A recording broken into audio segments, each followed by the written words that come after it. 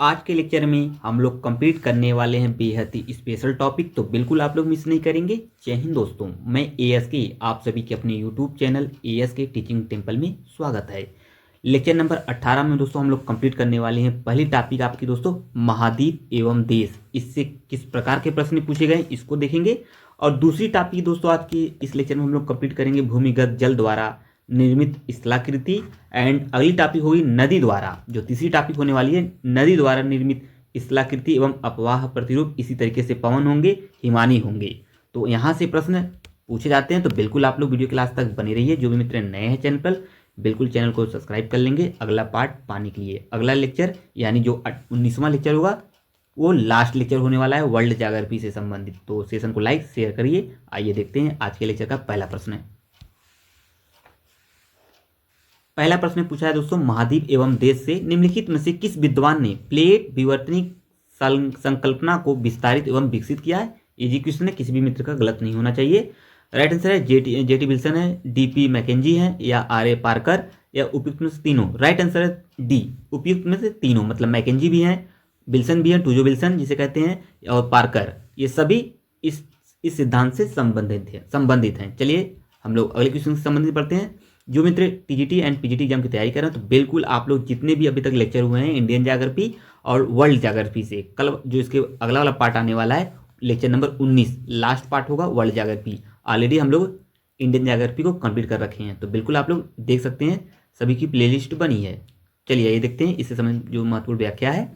1960 के दशक में टूजो विल्सन प्लेट टेक्टोनिक सिद्धांत के लिए एक अवधारणा विकसित की थी। और सभी चीज़ देख सकते हैं यहाँ पे हॉट स्पॉट के। और 1967 में डीपी मैकेंजी द्वारा ये प्रश्न पूछा गया, इसलिए मैं अच्छे से इस चीज़ को डिस्कस करने का प्रयास कर रहा हूँ, ताकि अगर एग्जाम में प्रश्न बने तो गलतियाँ बिल्कुल ना हो आप सभी दोस्तों से।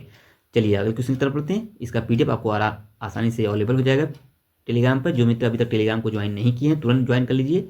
सभी महत्वपूर्ण PDF notes, class lecture notes and exam से रिलेटेड जानकारी सब आपको टेलीग्राम से इजीली अवेलेबल हो जाएंगे। टेलीग्राम का लिंक नीचे डिस्क्रिप्शन में मेंशन किया गया, तुरंत जुड़ जाइए।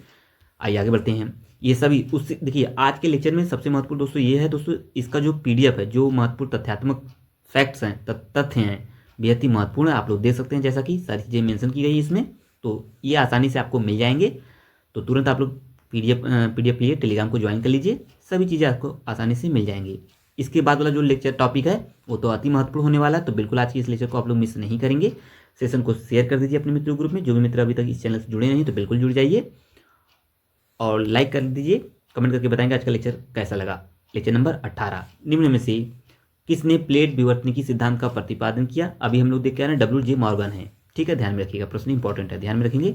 आइए तीसरा क्वेश्चन देखते हैं दोस्तों। निम्नलिखित में से कौन एक प्लेट विवर्तनिकी सिद्धांत का आधार नहीं है। तो कौन नहीं है, इसे स्टार करिए।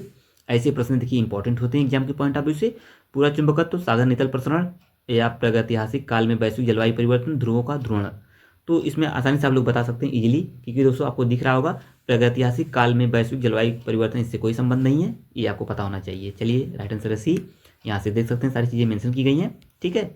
आइए आगे बढ़ते हैं हम लोग, अगला क्वेश्चन देखेंगे। चलिए नेक्स्ट क्वेश्चन की तरफ मूव करते हैं हम लोग। अगला क्वेश्चन देखेंगे हम लोग चौथा, यानी 4 क्वेश्चन क्या कह रहा है, आइए देखते हैं इस टॉपिक से संबंधित। महाद्वीप विस्थापन सिद्धांत या महाद्वीप विस्थापन सिद्धांत प्रतिपादित किया था, अभी हम लोग देख के आ रहे हैं, डेली, जॉली, वेगनर, होम्स। तो यहाँ पे राइट आंसर होगा महाद्वीपी पूछा है। महाद्वीपी जो विस्थापन डिस्प्लेसमेंट थ्योरी है, ये है दोस्तों वेगनर से संबंधित। इजी क्वेश्चन है, आपको पता होना चाहिए। चलिए आइए, सबसे महत्वपूर्ण प्रश्न है आज की सीरीज का, इस टॉपिक का, पोलर फ्लिंग बल। पोलर फ्लिंग बल निम्नलिखित में से किससे संबंधित है, कमेंट करके बताइए नीचे। राइट आंसर है पृथ्वी का घूर्णन, डी राइट आंसर है। यह प्रश्न देखिए पूछा गया है, चाहे टीजीटी चाहे पीजीटी, जो भी मित्र जिस एग्जाम की तैयारी कर रहे हैं, जैसे लेक्चरर एलटी ग्रेड एग्जाम जो 17 जनवरी 2026 को एग्जाम प्रस्तावित है एलटी का, तो बिल्कुल आप लोग अच्छे से सारी चीज़ों को देख लीजिएगा। सबसे महत्वपूर्ण दोस्तों आज के लेक्चर में क्या है, पीडीएफ आपको अच्छे से लेकर जरूर एक बार रिवीजन कर लीजिएगा। सारी लेक्चर का मैं पीडीएफ अवेलेबल करा दिया हूँ टेलीग्राम पर, तो आप लोग लेक्चर 1 से 2 बार 3 बार देखेंगे, उसके बाद पीडीएफ लेकर अच्छे से रिवीजन कर लीजिएगा, एक भी प्रश्न गलत नहीं होंगे। ऐसे ही प्रश्न आपको एग्जाम में 17 जनवरी 2026 को मिलने वाले हैं। चलिए इसका आप लोग देख लीजिए, हम लोग डिस्कस कर लिए हैं, और ये प्रश्न इंपॉर्टेंट था एग्जाम के पॉइंट ऑफ व्यू से। आइए 6वां क्वेश्चन देखते हैं दोस्तों। निम्नलिखित द्वीपों में कौन आर्कटिक महासागर में अवस्थित है। कौन आर्कटिक महासागर में स्थित है, बेफिन, हिस्पानियोला, या जावा, या क्यूबा। तो बेफिन ए राइट आंसर है। चलिए 7वें प्रश्न की तरफ हम लोग मूव करते हैं दोस्तों। 7वां प्रश्न यहाँ पे देखिए, इसका व्याख्या है ये, जो अति महत्वपूर्ण प्रश्न होगा उस पर मैं व्याख्या करता हुआ चलूंगा। निम्नलिखित में से कौन विश्व का सबसे उत्तर स्थित राजधानी नगर है? चलिए एक बार पुनः देखते हैं। निम्नलिखित में से कौन विश्व का सबसे उत्तर स्थित राजधानी का है? देखिए इस तरीके से प्रश्न पूछे जाते हैं। तो रेक्जाविक है। कौन है? रेक्जाविक, ए राइट आंसर होगा। आप लोग भी साथ में कमेंट करते हुए चलिए, ताकि जो चीज़ें आप पढ़े हैं उसका रिवीजन हो रहा है, तो चीज़ें रिपीट होती रहेंगी आपके दिमाग से, तो बिल्कुल उससे आप लोग बाहर निकालिए कमेंट के थ्रू। ठीक है, चलिए यहाँ पे देख सकते हैं रेक्जाविक है जो आइसलैंड की है। यहाँ पे ओस्लो नॉर्वे की राजधानी, हेलसिंकी फिनलैंड की राजधानी, हेग नीदरलैंड की राजधानी। आप लोग देख सकते हैं सारी चीज़ें मेंशन की गई हैं। चलिए आगे बढ़ते हैं। चलिए नेक्स्ट क्वेश्चन की तरफ मूव करते हैं हम लोग। अगला प्रश्न यहाँ पे बनेगा दोस्तों 8वां क्वेश्चन कह रहा है, निम्नलिखित में से किसकी तटरेखा सबसे लंबी है? इजी क्वेश्चन, सभी दोस्तों को पता होगा, कई बार प्रश्न रिपीट भी हुआ है। तो इंडोनेशिया, ए राइट आंसर है, ध्यान में रखिएगा। तो यहाँ पे देख सकते हैं सबसे लंबी तटरेखा इंडोनेशिया की। विश्व की सबसे लंबी तटरेखा किसकी है? तो कनाडा की है। अगर विकल्प में इंडोनेशिया की है, लेकिन विश्व की सबसे लंबी तटरेखा किसका है? कनाडा का। इसे भी आप लोग ध्यान में रखेंगे। चलिए नेक्स्ट क्वेश्चन की तरफ मूव करते हैं हम लोग। निम्नलिखित में से कौन सा प्रशांत सांस्कृतिक परिमंडल से संबंधित नहीं है? किसका प्रशांत सांस्कृतिक परिमंडल से संबंधित नहीं है? पॉलिनेशिया, माइक्रोनेशिया, मेलेनेशिया, मलय परिमंडल। तो 9वें का राइट आंसर होगा क्या?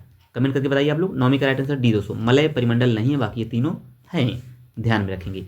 इसका व्याख्या भी देखते हुए चलते हैं हम लोग। यहाँ पे देखिए मलय परिमंडल प्रशांत सांस्कृतिक परिमंडल से संबंधित नहीं है। पोलिनेशिया, माइक्रोनेशिया, मेलेनेशिया के देश के प्रशांत सांस्कृतिक परिमंडल से संबंधित है। मलय परिमंडल में Malaya, Myanmar, Thailand, Cambodia, Vietnam, Indonesia, Philippines आदि शामिल हैं। तो ये आपको पता होना चाहिए। चलिए नेक्स्ट क्वेश्चन की तरफ हम लोग मूव करते हैं। 10वां, निम्न में से दक्षिण पश्चिम एशिया का कौन सा देश 2017 में सबसे घना बसा था? तो कौन था वो कमेंट करके आप लोग बताइए। इजी क्वेश्चन है। चलिए आगे देखते हैं इसका राइट आंसर होगा क्या। यहाँ पे देखते हैं ऊपर, तो देखिए संयुक्त राज्य अमीरात, UAE, यानी सी राइट आंसर, ध्यान में रखिएगा। तो इसका डेटा भी आप लोग देख सकते हैं, 2017 का ये प्रश्न पूछा गया था। चलिए नेक्स्ट क्वेश्चन की तरफ मूव करते हैं। 11, नीचे दिए गए कूट से अधोलिखित देशों के उत्तर यानी उत्तर से दक्षिण अवस्थिति क्रम का सही उत्तर बताना है, मतलब नॉर्थ से साउथ ये क्रम है। क्रम ध्यान रखिएगा, पराग्वे, तंजानिया, न्यूजीलैंड, जापान। तो राइट आंसर हुआ इसका दोस्तों सी, मतलब 4, 2, 1, 3, ध्यान में रखिएगा। यहाँ से देख सकते हैं, ठीक है, क्या है, नॉर्थ टू साउथ, जापान है, तंजानिया, पराग्वे, न्यूजीलैंड। पराग्वे से मकर रेखा गुजरती है, ये भी आपको पता होना चाहिए। चलिए हम लोग ये सभी महत्वपूर्ण फैक्ट्स हैं, ये आपको PDF के रूप में ईजिली टेलीग्राम पर प्रोवाइड हो जाएंगे। तो बिल्कुल आप लोग टेलीग्राम से जो भी मित्र अभी तक नहीं जुड़े हैं तो बिल्कुल जुड़ जाइए। और आज का कंटेंट बेहद ही महत्वपूर्ण है ऑल कम्पिटिशन के पॉइंट ऑफ व्यू से, मतलब जितने भी प्रश्न एग्जाम हैं, LT हुआ, GIC हुआ, TGT, NPGT एवं अन्य एग्जाम के पॉइंट ऑफ व्यू से। पॉलिनेशिया में नहीं सम्मिलित किया जाता, जो ऑस्ट्रेलिया का पार्ट है पॉलिनेशिया, इसमें कौन सम्मिलित नहीं किया जाता? तो बताइए, हवाई, New Guinea, New Zealand, new Caledonia. तो राइट आंसर होगा क्या इसमें? आपको पता होगा, राइट आंसर है डी। यहाँ पे 2 और 4 बोले तो कौन? तो New Guinea and new Caledonia, ये दोनों नहीं है पार्ट इसका ऑस्ट्रेलिया के, पॉलिनेशिया के। चलिए यहाँ पे देखिए इसका व्याख्या भी आप लोग देख सकते हैं। ठीक है, चलिए अगले क्वेश्चन की तरफ मूव करते हैं। 13 क्वेश्चन, निम्नलिखित में से कौन सम्मिलित नहीं है? कमेंट करिए। राजधानी है, राजधानी भी आप लोग थोड़ा सा देखते रहिए। जो कॉन्टिनेंट है, जितने भी महाद्वीप हैं, कुछ महाद्वीप के राजधानी बहुत बार पूछे जाते हैं, आप लोग अच्छे से एक बार रिवीजन कर लीजिएगा। Dublin, Yangon, Ottawa, Khartoum. देखिए खार्तून, ओटावा और ये यंगून इंपॉर्टेंट है, बहुत बार पूछी गई है, तो आप लोग मिस मत करिए। देखिए यहाँ पे चीज़ें विवादित हैं, तो आइए हम लोग देख लेते हैं इसका विवादित है तो किस लिए है। 13 प्रश्न है, इसका व्याख्या देखेंगे तो इजीली हम लोग को पता हो जाएंगी। देखिए इथोपिया की राजधानी अदिस अबाबा है, ये पता हो गया होगा। खार्तूम सूडान की राजधानी है, जो खार्तूम है ये सूडान की राजधानी है। 6 नवंबर 2005 से पूर्व तक म्यांमार की राजधानी यंगून यानी रंगून थी, परंतु उसके बाद म्यांमार की राजधानी नैपीडा हो गई, ये आपको इजीली पता हो गया होगा। चलिए नेक्स्ट की तरफ मूव करते हैं हम लोग। स्वेडेगॉन पैगोडा, जो कि ग्रेट डेगॉन पैगोडा और गोल्डन पैगोडा के नाम से भी जाना जाता है, तो किसे जाना जाता है? तो यंगून म्यांमार को जाना जाता है, सी राइट आंसर है। ऐसे प्रश्नों को थोड़ा सा ध्यान में रखिएगा। देखिए मैं हर बार हर लेक्चर में यह बताने का प्रयास किया हूँ, जो अभी तक हम लोग Indian geography, world geography, ancient history, medieval history and modern इतिहास कंप्लीट है सभी चीज़ें, और उसका रिवीजन चल रहा है तेज़ी से। मॉडर्न इतिहास का टोटल हम लोग 1299 प्रश्नों का रिवीजन कर रहे हैं, जो UP PCS की प्रीवियस ईयर क्वेश्चन पेपर पूछे गए हैं। 1990 से 2025 तक जो भी प्रश्न है उसका लेकर हम लोग हर सब्जेक्ट का रिवीजन कर रहे हैं, तो बिल्कुल आप लोग उस चीज़ को भी देख सकते हैं। अच्छे से आप लोग देखिए। चलिए आगे बढ़ते हैं। तो राइट आंसर यहाँ पे सी, ठीक है, ध्यान में रखिएगा। चलिए अगले क्वेश्चन की तरफ मूव करते हैं। इसका भी आप लोग देख सकते हैं आंसर। व्याख्या, निम्नलिखित में से किसने सर्वप्रथम यूरोप, अफ्रीका व अमेरिका के साथ होने की संभावना व्यक्त की है? तो अब्राहम आर्टेलियस राइट आंसर। थोड़ा ध्यान में रखिएगा, प्रश्न अच्छा है ये। आइए अगले क्वेश्चन की तरफ मूव करते हैं हम लोग। यहाँ से देखिए हो गया ना, ये सभी चीज़ें इंपॉर्टेंट है। आइए आगे बढ़ते हैं हम लोग। आइए दोस्तों आगे बढ़ते हैं। सूची 1 सूची 2 को मिलान करना है, मतलब सूची 1 में देश है, दूसरी सूची में आपका राजधानी। कौन सी देश किसकी राजधानी से संबंधित है? चलिए, बुल्गारिया, हंगरी, क्रोएशिया, स्लोवाकिया, किससे कौन संबंधित है? कोर्ट में आंसर दिया गया, आप मिलाइए। राइट आंसर यहाँ पे बी होगा, तो अच्छे से आप लोग मिला लीजिएगा। इसका व्याख्या भी देख लेते हैं हम लोग। देखिए, बुल्गारिया की राजधानी किसकी है? Sofia. And Hungary Budapest, important, बहुत बार पूछी गई है। Croatia Zagreb. एंड स्लोवाकिया ये ब्रास्तिस्लावा की है, तो ध्यान में रखेंगे ऐसे प्रश्नों को। आइए आगे बढ़ते हैं। 17 प्रश्न देखते हैं हम लोग। 17, क्षेत्रफल के आधार पर संयुक्त राज्य अमीरात में सबसे बड़ी अमीरात निम्नलिखित में से है कौन? तो अबू धाबी है, सी राइट आंसर होगा, ध्यान में रखिएगा। यहाँ से आप लोग देखिए। चलिए नेक्स्ट क्वेश्चन की तरफ मूव करते हैं हम लोग। कह रहा है निम्नलिखित देशों में से कौन सा स्थल या निम्नलिखित देशों में से कौन स्थल से घिरा हुआ नहीं है? तो नहीं में है तो बोत्सवाना, नाइजर, चाड, अंगोला राइट आंसर है, ध्यान में रखिएगा। ठीक है, चलिए नेक्स्ट क्वेश्चन की तरफ मूव करते हैं हम लोग। अंगोला दक्षिण अटलांटिक महासागर को स्पर्श करती है। बोत्सवाना, नाइजर एवं चाड तीनों देशों से घिरे हुए हैं, तो आपको इजीली पता हो गया होगा। चलिए देखिए, सारी चीज़ें मेंशन की गई हैं तथ्य के रूप में। चलिए नेक्स्ट क्वेश्चन की तरफ मूव करते हैं हम लोग। आइए आगे बढ़ते हैं। एक टॉपिक दोस्तों आपको क्लियर हो गई, कंप्लीट हो गई। प्रीवियस ईयर क्वेश्चन पेपर जो भी पूछे गए थे उस टॉपिक से, महाद्वीप से हम लोग कंप्लीट कर लिए हैं। साथ में फैक्ट भी आपको मिल जाएगा पीडीएफ के रूप में। आइए दोस्तों अगली टॉपिक देखते हैं। नदी द्वारा निर्मित स्थलाकृति एवं अफवाह प्रतिरूप, यह टॉपिक बेहद ही महत्वपूर्ण होगा। यहाँ से एक आध प्रश्न तो अवश्य एग्जाम में आपको दिखने वाले हैं। जो इससे संबंधित 4 टॉपिक हैं, नदी है, हिमानी है, पवन है और प्रवाह, उसका आपका नदी, उसका जल प्रवाह संबंधित जो भी महत्वपूर्ण स्थलाकृतियाँ बनती हैं उसको हम लोग देखेंगे और कैसे हेल्प करेंगे 17 जनवरी 2026 के एग्जाम में, वो आपको एग्जाम हॉल में दिखेगा। तो अच्छे से आप लोग इस टॉपिक को मेंशन कर लीजिएगा और रिवीजन जरूर कर लीजिएगा कई बार, क्योंकि यहाँ से प्रश्न गलत होने के चांसेस बढ़ते हैं। तो आइए हम लोग सॉल्व करते हैं। सरिता अपहरण की अधिक संभावना होगी, किसमें होगी? कमेंट करके बताइए। चारों ऑप्शन को अच्छे से पढ़िए। राइट आंसर होगा यहाँ पे डी दोस्तों, जल विभाजक के दोनों ओर ढाल प्रवणता में अधिक अंतर की वजह से ये होगा। चलिए आगे बढ़ते हैं हम लोग। डी राइट आंसर, ध्यान में रखिएगा। दूसरा प्रश्न क्या कह रहा है यहाँ पे, इसको अच्छे से आप जरूर पढ़ लीजिएगा पीडीएफ लेने के बाद। चलिए हम लोग प्रश्नों को सॉल्व कर रहे हैं। ये सभी देखिए जो भी महत्वपूर्ण फैक्ट्स हैं यहाँ, ये ना ये आपको पीडीएफ के रूप में इजीली अवेलेबल हो जाएंगे। तो बिल्कुल आप लोग अच्छे से बने रहिए वीडियो के लास्ट तक। वीडियो को स्किप बिल्कुल मत करिएगा, सेशन बेहद ही महत्वपूर्ण होने वाला है। आप लोग अपना सहयोग सपोर्ट बनाए रखिए। जल्द से जल्द दोस्तों हम लोग सभी सब्जेक्ट को कंप्लीट कर लेंगे।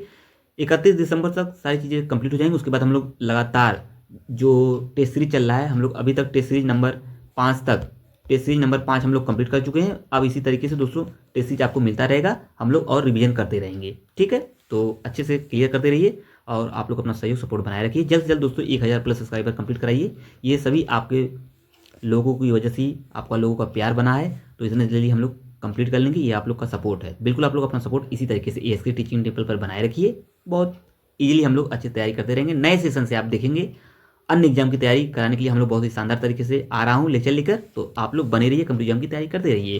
निम्नलिखित में से कौन स्थलाकृति नदी के अपरदनात्मक कार्य से निर्मित नहीं होती है? देखिए ऐसे ही प्रश्न बनेंगे तो अच्छे से आप लोग समझने का प्रयास करेंगे। राइट आंसर प्राकृतिक तटबंध, सी राइट आंसर होगा। निश्चिंत रहिए, सभी तथ्य के रूप में मौजूद हैं, वो आप लोग इजीली तैयार कर लीजिए। प्राकृतिक तटबंध जो निक्षेपात्मक कार्य के परिणाम है किसके? तो नदियों के। प्राकृतिक तटबंध किससे संबंधित है? तो नदियों से हैं, ध्यान में रखिएगा। चलिए अगला क्वेश्चन देखते हैं। कह रहा है कथन ए है, एक प्रवर्तित नदी की अनुदैर्ध्य परिच्छेदिका संतुलन की परिच्छेदिका होती है। कारण इसका है किसी सरिता की परिवहन क्षमता जलधारा प्रवणता का प्रतिफल है। क्या ये दोनों सही हैं? क्या किसकी व्याख्या करता है एक दूसरे से संबंधित जो चीज़ें हैं? तो राइट आंसर है डी, मतलब ए तो गलत है यहाँ पे, परंतु आर सत्य है, ध्यान में रखिएगा। चलिए इसका व्याख्या भी यहाँ पे मौजूद है और इसके तथ्य भी यहाँ पे मौजूद हैं, तो आपको पीडीएफ के रूप में इजीली अवेलेबल हो जाएंगे टेलीग्राम पर। तो बिल्कुल टेलीग्राम से जुड़ जाइए जो मित्र अभी तक नहीं जुड़े हैं। चलिए 5वां प्रश्न हम लोग देखते हैं दोस्तों इस टॉपिक का। 5वां प्रश्न कह रहा है निम्नलिखित में से कौन सही है? तो सही बताना है, तो पढ़िए। और ये प्रश्न ईजी है। ईजी क्या है, कई बार रिपीट हो चुका है, इसकी वजह से मैं बोल रहा हूँ ईजी है। तो राइट आंसर है पूर्ववर्ती सरिताएं अक्रमवर्ती सरिताएं होती हैं। तो अच्छे से इस प्रश्न को देख लीजिएगा, रिवीजन भी कर लीजिएगा। जो चीज़ें मैं बता रहा हूँ उस पर आप लोग विशेष फोकस बनाए रखिए। हूबहू ये प्रश्न आपको एग्जाम में मिलने वाले हैं। फर्स्ट पेपर 30 नंबर के जीएस के जो 30 प्रश्न आएंगे उसमें भी आपको दिखेंगे और सब्जेक्ट में भी तो बिल्कुल दिखेंगे।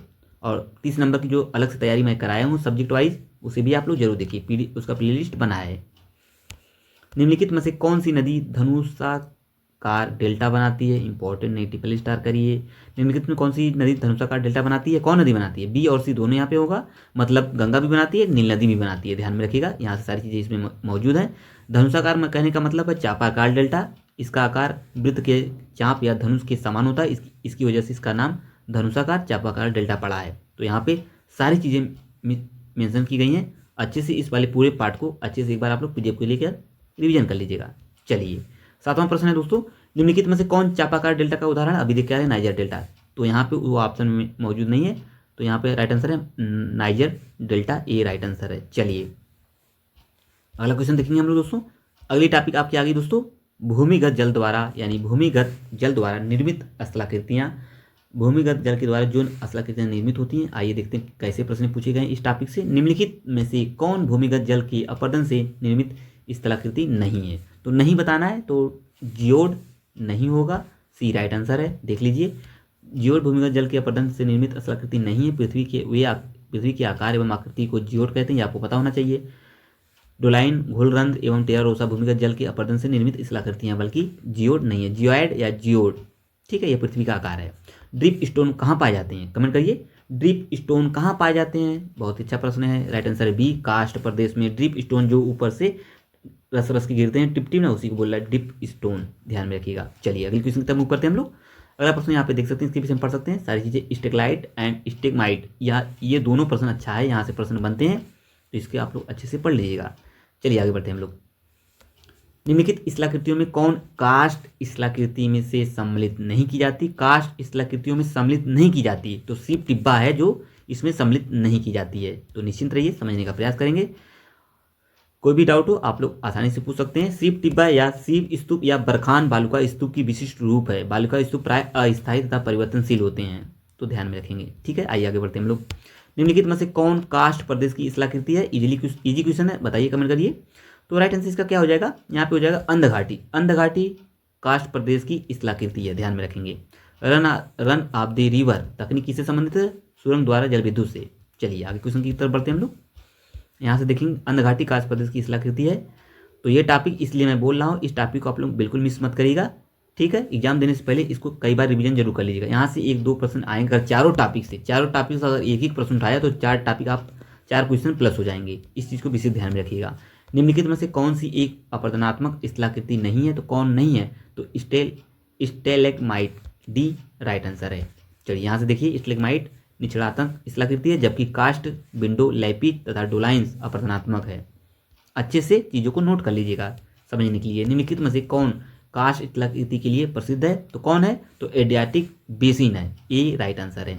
चलिए अगली क्वेश्चन की तरफ मूव करते हैं हम लोग। 7वां, निम्न में से कौन एक जलवायु भू आकृतिक विज्ञान का लाक्षणिक स्थल रूप नहीं है? तो कौन कास्ट है? ए राइट आंसर है। चलिए अगले क्वेश्चन की तरफ मूव करते हैं हम लोग। अगला प्रश्न बनेगा यहाँ पे, यहाँ से देख लीजिए सारी चीज़ें। आइए आगे बढ़ते हैं हम लोग। डो लाइन, इंपॉर्टेंट नहीं, ट्रिपल स्टार करिए। डो लाइन, ठीक है। डो लाइन अपरदन के किस कारक द्वारा बनाई जाती है? तो भूमिगत जल के द्वारा, जो भूमिगत जल है इसके द्वारा डो लाइन बनाई जाती है। चलिए आगे बढ़ते हैं। यहाँ से देख सकते हैं, देखिए कास्ट के अपरदन चक्र के अंत में जो खड़ी अपशिष्ट पहाड़ियाँ बचती हैं या पाई जाती हैं, उसी को दोस्तों हम लोग हम्स के नाम से जानते हैं, हम्स। यहाँ से देख सकते हैं सारी चीज़ों को आप लोग। देखिए दोस्तों, आप लोग के लिए इजी बना दिया हूँ, जो चीज़ें अति महत्वपूर्ण, जो चीज़ें पूछी जानी है उस पर मैं सारी चीज़ों को हाईलाइट किया हूँ, यहाँ पे देख सकते हैं। चलिए नेक्स्ट क्वेश्चन पर मूव करते हैं। चलिए अगली टॉपिक आपकी आ गई है, ये तीसरी टॉपिक है, इस टॉपिक से संबंधित हिमनद द्वारा निर्मित जो स्थलाकृति हैं उसको हम लोग देखते हैं। तो बिल्कुल आप लोग अच्छे से इसको रिवीजन कर लीजिएगा एग्जाम देने से पहले, इसलिए मैं बार बार आपको दिमाग पर जोर डाल रहा हूँ, ये टॉपिक बहुत ही महत्वपूर्ण होने वाली है। निम्नलिखित में से कौन हिमनद संबंधित स्थलाकृति नहीं है? तो कौन नहीं है? हम, सी राइट आंसर होगा, ध्यान में रखिएगा। आइए आगे बढ़ते हैं। हिमानीकृत प्रदेश में उल्टी नौका, ये बहुत बार पूछी गई है दोस्तों, ध्यान में रखिएगा। ये पूछी गई है। उल्टी नौका की जो समान निश्चलात्मक स्थलाकृति को कहा जाता है, तो इसी को ड्रमलिन के नाम से जानते हैं। ध्यान में रखिएगा, बहुत बार पूछा है, रिपीटेड क्वेश्चन है, ध्यान में रखिएगा आप लोग। चलिए तीसरे क्वेश्चन की तरफ हम लोग बढ़ते हैं। तीसरा क्वेश्चन दोस्तों यहाँ पे कह रहा है ड्रमलिन के विषय में आप लोग देख सकते हैं। चलिए, निम्न में से किस भू आकृति का निर्माण हिमानी अपरदन से नहीं हुआ है? तो कौन है? वो है ड्रमलिन। ये किससे है? अभी हम लोग पीछे देख के आ रहे हैं। चलिए, सर्क नुनाटक हार्न स्थलाकृति का निर्माण हिमानियों के अपरदन के फलस्वरूप हुआ है, जबकि ड्रमलिन ये स्थलाकृति का निर्माण हिमानियों के निचलवातन फलस्वरूप हुआ है। ठीक है, हिमानी के द्वारा। निम्नलिखित में से या निम्न में से कौन सी स्थलाकृति हिमनद अपरदन से निर्मित होती है? तो कौन हो? लटकती घाटी। स्टार कर लिए, इंपॉर्टेंट क्वेश्चन है, इंपॉर्टेंट है, ध्यान में रखेंगे। चलिए आइए बढ़ते आगे। अगला प्रश्न देखेंगे दोस्तों हम लोग। यहाँ पे क्वेश्चन कह रहा है निम्नलिखित में से या निम्नलिखित स्थलाकृतियों में किसका निर्माण हिमानी निक्षेप से नहीं हुआ है? तो किसका नहीं हुआ? मेष शिलाएं। मेष शिलाएं देखिए दोस्तों, इसे भी आप लोग अच्छे से देख लीजिएगा। कह रहा है निम्नलिखित में से कौन एक अपरदनात्मक स्थलाकृति है? तो वो कौन है? वो सर्क है। सर्क बोले तो अपरदनात्मक स्थिति। चलिए अगले क्वेश्चन की तरफ बढ़ते हैं हम लोग। अगला क्वेश्चन बनेगा यहाँ पे, निम्नलिखित में से कौन हिमजली निक्षेपण भूरूप नहीं है? तो कौन नहीं है? तो दो ऑप्शन इधर है, दो ऑप्शन ऊपर है। आइए ऊपर वाला ऑप्शन देखते हैं, तो बताइए राइट आंसर क्या होगा यहाँ पे? हॉर्न। डी राइट आंसर है, हॉर्न। एस्कर, ड्रमलिन तथा केम ये हिमजली निक्षेपण भूरूप है, जबकि हार्न जो है यह ग्रीष्रिंग हिमजली अपरदनात्मक रूप है। ठीक है, आगे बढ़ते हैं हम लोग।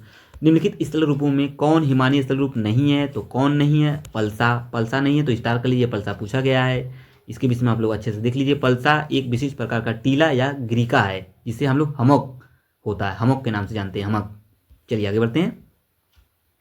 ये सभी तथ्य आपको इजीली अवेलेबल हो जाएंगे, अच्छे से आप लोग जरूर रिवीजन कर लीजिएगा। चलिए अगले क्वेश्चन की तरफ मूव करते हैं।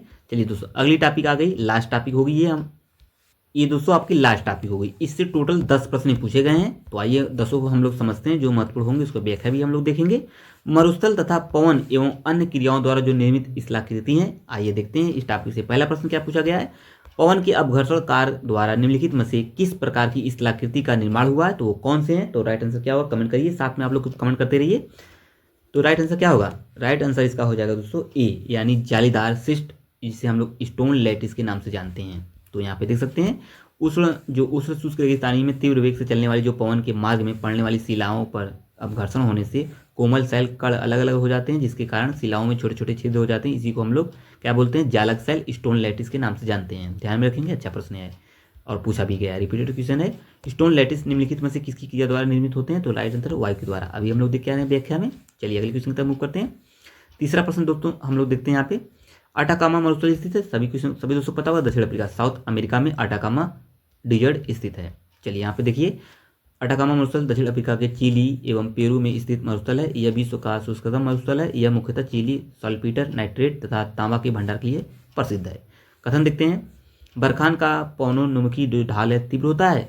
यहीं पे गलत है, तीव्र नहीं, यह मंद होता है। ठीक है, मंद होता है। बरखान के शिखर पवन दिशा को इंगित करते हैं। ईजी है, बिल्कुल हाँ करते हैं भैया। तो यहाँ पे हो जाएगा आर गलत हो जाएंगे, ए गलत हो जाएगा, किंतु आर सही है। इंपॉर्टेंट क्वेश्चन था, ध्यान में रखिए, कॉन्सेप्चुअल प्रश्न था। चलिए अगले क्वेश्चन की तरफ मूव करते हैं हम लोग। इसका भी व्याख्या आप लोग अच्छे से देख लीजिएगा। ठीक है, इस पर हम लोग डिस्कस कर ही लिए हैं। चलिए, टैफोनी स्थलाकृति पाई जाती है कहाँ पे? मरुस्थलीय क्षेत्रों में। स्टार कर लीजिए इसे। टैफोनी स्थलाकृतियाँ पाई जाती हैं मरुस्थलीय, यानी जो डिजर्टिफिकेशन एरिया होता है उसमें पाई जाती हैं। चलिए आगे बढ़ते हैं हम लोग। छठवां प्रश्न देखते हैं, आज का ये अगली टॉपिक है। इसके बाद दोस्तों एक लेक्चर आपका और बचेगा, वो होंगे दोस्तों महत्वपूर्ण जो लेखक हैं, जिनके द्वारा महत्वपूर्ण बुक लिखी गई है, सिद्धांत दिए गए हैं, वो लास्ट टॉपिक होने वाली है, लेक्चर नंबर 19। जो मित्र अभी तक चैनल को सब्सक्राइब नहीं किए हैं, कंप्यूटर एग्जाम की अगर आप लोग तैयारी कर रहे हैं, तो बिल्कुल मैं आप लोग को रिकमेंड भी करूंगा, एएसके टीचिंग टेम्पल को एक बार आप लोग विजिट करिए। नए सत्र यानी न्यू ईयर से आप लोग को दोस्तों अन्य एग्जाम, चाहे आरओ एग्जाम हुआ, लेखपाल, होमगार्ड, अन्य एग्जाम के लेक्चर बहुत ही शानदार तरीके से मैं लाने का प्रयास कर रहा हूँ। आप लोग अच्छे से बने रहिए। एएसके टीचिंग टेम्पल के प्लेटफॉर्म से आप लोग अपना सहयोग, सपोर्ट बनाए रखिए। जल्द से जल्द आप लोग तुरंत चैनल को सब्सक्राइब कर लीजिए और शेयर भी कर दिया करिए, सेशन को लाइक भी कर दिया करिए, कमेंट करके जरूर बताया करिए, और सभी की पीडीएफ आपको मिलती रहेंगी। तो निश्चित तौर पे आप लोग अच्छे से बहुत ही शानदार प्लेटफॉर्म पे तैयारी कर रहे हैं, तो बने रहिए। मैं सभी चीज़ों को कंप्लीट करा रहा हूँ। तो शुष्क एवं अर्धशुष्क प्रदेशों में पेडीमेंट एवं प्लाया के मध्य निक्षेप जनित मंद ढाल वाले मैदानों को क्या कहते हैं? बजाड़ा कहते हैं। किसे क्या कहते हैं? बजाड़ा। इंपॉर्टेंट नहीं, ट्रिपल स्टार करिए, इंपॉर्टेंट क्वेश्चन है, ध्यान में रखेंगे। जो चीज़ें मैं बताने का प्रयास कर रहा हूँ ना दोस्तों, अगर आप लोग उस पर विशेष फोकस बनाए रखें और विश्वास बनाएं, तो आसानी से वो प्रश्न एग्जाम में देखने को मिलेंगे, बिल्कुल मिलेंगे। यहाँ से आप लोग अच्छे से देखिए इसे, उस वाले मैदान को बजाता कहते हैं। पिंगो, पिंगो एक एकाकी गुंबदाकार नीचा टीला पाया जाता है, कहाँ पे? परिहिमानी क्षेत्रों में। कहाँ पे? परिहिमानी क्षेत्रों में। ये भी इंपॉर्टेंट क्वेश्चन है, ध्यान में रखिएगा।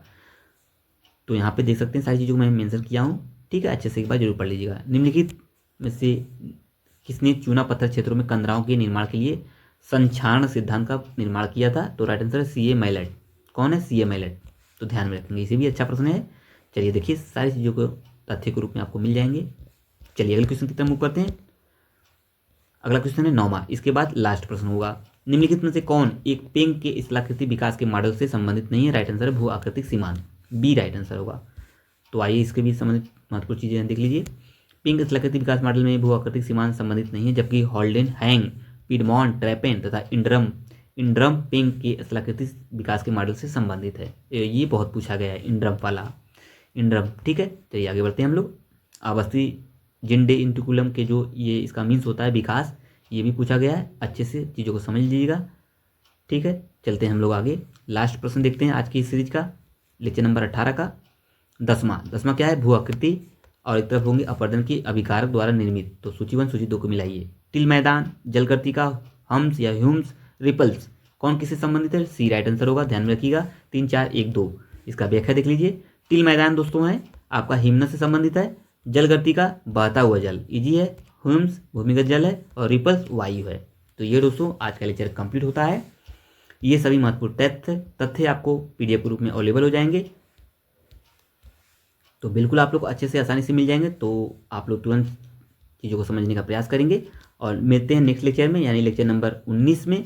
वो लास्ट लेक्चर होगा वर्ल्ड ज्योग्राफी का। हम लोग सभी चीज़ों को कंप्लीट कर लिए हैं, अब हम लोग तेज़ी से रिवीजन करेंगे और रिवीजन चल भी रहा है आपका सब्जेक्ट वाइज। इस समय टोटल 19 लगभग 1200-1300 प्रश्नों को हम लोग रिवीजन कर रहे हैं मॉडर्न इतिहास का। सभी एग्जाम के पॉइंट ऑफ व्यू से महत्वपूर्ण सीरीज है। मिलते हैं नेक्स्ट लेक्चर में, जाने से पहले चैनल को जरूर सब्सक्राइब कर लेंगे और सेशन को लाइक शेयर जरूर कर देंगे। चलिए मिलते हैं नेक्स्ट लेक्चर में। जय हिंद दोस्तों, थैंक यू।